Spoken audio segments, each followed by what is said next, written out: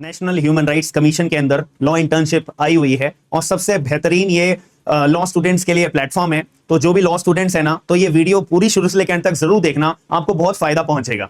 अब ये फायदा क्यों पहुंचेगा? क्योंकि एनएचआरसी की इंटर्नशिप 2 फेज में आती है हर साल। एक समर इंटर्नशिप होती है और एक विंटर इंटर्नशिप होती है, जहां पे 100 से ज्यादा लॉ स्टूडेंट्स को पूरे इंडिया में से चूज करा जाता है और इनको 25 दिनों मतलब 4 हफ्तों तक के लिए अपने पास इंटर्नशिप कराई जाती है, प्लस स्टाइपेंड दिया जाता है, प्लस ट्रेन की एसी टायर की टिकट दी जाती है, प्लस कॉम्पिटिशन्स होते हैं। उसमें कॉम्पिटिशन में फर्स्ट सेकंड थर्ड वाले बच्चों को 15,000 रुपए, 10,000 रुपए और 5,000 रुपए एडिशनल जो स्टाइपेंड 12,000 का है, इसके अलावा और दिए जाते हैं। प्लस एक बुक रिव्यू का कंपटीशन होता है, उसमें आपको 1,000 रुपए प्लस और प्राइज अमाउंट दिया जाता है। एक और कॉन्टेस्ट होता है, उसमें अगर आप कोई पोजीशन होल्ड करते हो 1,000 रुपए उसके अलग से मिलते हैं।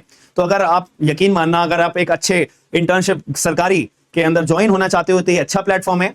सारी डिटेल्स मैं आपको इस वीडियो के माध्यम से आपको बताऊंगा, तो ज्यादा देरी ना करते मैं शुरू कर देता हूं। सबसे पहली बात, ह्यूमन राइट्स कमीशन की ऑफिशियल अपडेट है और इसको अप्लाई जो करना होगा आपको केवल और केवल ऑनलाइन मोड से करना होगा। मैं आपको डिस्क्रिप्शन बॉक्स के अंदर लिंक, अप्लाई करने का लिंक मैं शेयर कर दूंगा और इसकी पीडीएफ अगर आपको चाहिए तो मेरा टेलीग्राम ग्रुप ज्वाइन कर लेना, डिस्क्रिप्शन बॉक्स में उसका भी लिंक मिल जाएगा। क्योंकि पीडीएफ ऐसे शेयर नहीं कर सकते हैं यूट्यूब के अंदर, तो कोई ऑप्शन नहीं होता है, तो इसकी पीडीएफ में वहां पे अपलोड कर दूंगा। टेलीग्राम पे भी अप्लाई नाउ का लिंक शेयर कर दूंगा, ठीक है। तो मुद्दे की बात यहां पे हम बात करते हैं। तो ये जो इंटर्नशिप आपकी 1 जून से शुरू हो जाएगी, 25 जून लास्ट आपका डे रहेगा, ठीक है, जिसको हम कॉन्वोकेशन डे भी बोलते हैं। अब अप्लाई कौन कौन कर सकता है? आप अगर 3 साल वाली एलएलबी कर रहे हो तो आपने अपना पहला साल अगर कंप्लीट कर लिया है, यानी कि आप सेकंड ईयर में हो, थर्ड ईयर में हो, अप्लाई कर सकते हो। अगर 5 साल वाली एलएलबी आप कर रहे हो तो उसमें आपने 3 साल अपने पूरे कर लिए हैं अगर, तो आप अप्लाई कर सकते हो। और अगर आप एलएलएम परस्यू कर रहे हो तो आप अप्लाई कर सकते हो, ठीक है।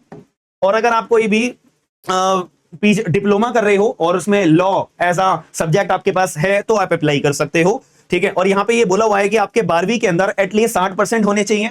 और जो भी सेमेस्टर के अंदर अभी आप हो, तो उससे पहले जो भी सेमेस्टर आप दे चुके हो उसको अगर कैलकुलेट करा जाएगा, उसमें आपके एटलीस्ट 60% होने चाहिए अप्लाई करते दौरान, तो तब आप एलिजिबल हो पाओगे। और आपकी उम्र जो है 28 साल से ज्यादा नहीं होनी चाहिए। ये एक एलिजिबिलिटी है जो आपको ध्यान रखना है। मैंने सारी एलिजिबिलिटी बता दी है, तो आप जो जो सर्कमस्टांसेस में फॉल करते हो तो आपके लिए बेनिफिट रहेगा। अब आगे की बात हम करते हैं।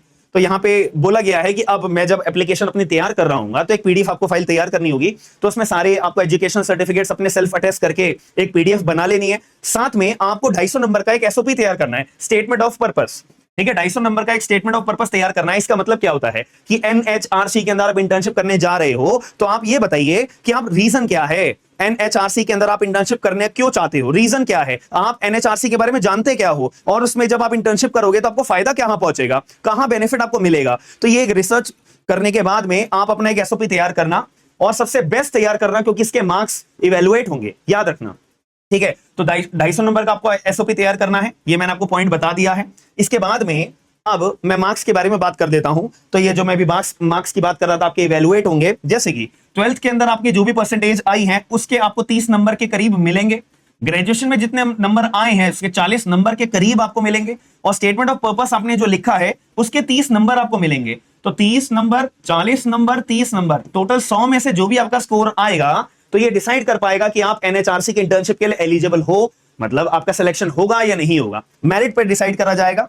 अब इसके बाद अगर हम बात करते हैं तो ये सारे आपसे काम जो करवाएंगे कि पहले तो क्लासरूम सेशंस होंगे, फिर जो चेयरमैन है उनसे आपको ग्रीट करवाने का मौका दिया जाएगा। और ये होता है एक रिसर्च वर्क प्रोजेक्ट, ठीक है, एक ये रिसर्च प्रोजेक्ट आपका कराया जाएगा, ठीक है। इसके आपको प्राइज मनी 10,000 रुपए, 15,000 रुपए या 5,000 रुपए फर्स्ट सेकंड थर्ड को दिए जाएंगे, 12,000 रुपए स्टाइपेंड के अलावा मैं बात कर रहा हूं, ठीक है। ये प्रोजेक्ट बहुत इंपॉर्टेंट है आप लोगों के लिए, याद रखना, ठीक है। तो अच्छी बात है ये। इसके बाद में आपसे जो काम करवाएंगे, फैसिलिटीज जो आपको दी जाएंगे, सारी बातें लिखी हुई है, बट मैं मुद्दे की बात करूंगा। तो यहाँ पे बोला है कि हम ट्रेन की टिकट देंगे, एसी टायर, ठीक है। जो बच्चे दिल्ली से बाहर से अप्लाई करते हैं और उनका सिलेक्शन अगर हो जाता है तो आपको ट्रेन की टिकट दी जाएगी और 12,000 रुपए आपको स्टाइपेंड दिया जाएगा, ठीक है। ये बात हमें समझ में आ जाती है। अब आगे की बात करते हैं और साथ में आपको सर्टिफिकेट मिलेगा। ये सारी की सारी बातें हैं। 15,000 रुपए, 10,000 रुपए और 5,000 रुपए फर्स्ट सेकंड थर्ड वाले लोगों को ग्रुप रिसर्च प्रोजेक्ट होगा, उसमें जो आप पोजीशन होल्ड करोगे उनको दिए जाएंगे। प्लस 1,000 रुपए जो है बुक रिव्यू का एक कंपटीशन होगा, उसमें 5 लोगों को 1,000 रुपए दिए जाएंगे। उसके बाद में एक और पोजीशन होगी, एक और कंपटीशन होगा, उसके आपको जो है कॉन्टेस्ट होगा, उसके आपको 1,000 रुपए जो है एज अ प्राइज मनी के तौर पे, ठीक है, दिए जाएंगे।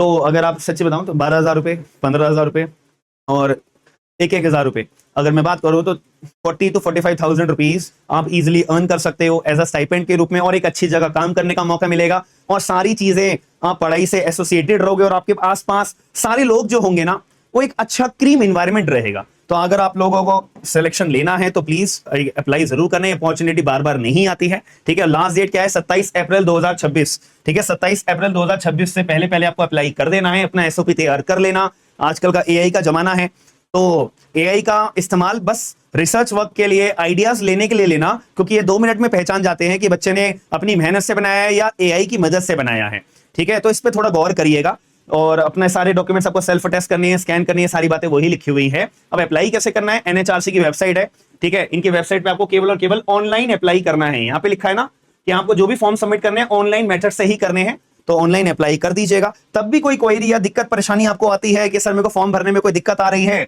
तो ये इनका ऑफिशियल नंबर है, आप इनको फोन करिएगा। सुबह 6 बजे से लेके शाम के 6 बजे तक इनका नंबर वैलिड रहता है। ये रही इनकी ईमेल आईडी, आप इनकी ईमेल आईडी पे इनको मेल भी कर सकते हो कि मेरे को फॉर्म भरते दौरान ये दिक्कत आ रही है या मन में ये क्वेरी है वगैरह वगैरह। मंडे टू फ्राइडे तक ये ऑफिशियली आपको सारी डिटेल्स दे देंगे। अगर दिल्ली में रहते हो सीधा इनके ऑफिस पहुंच जाना, ठीक है।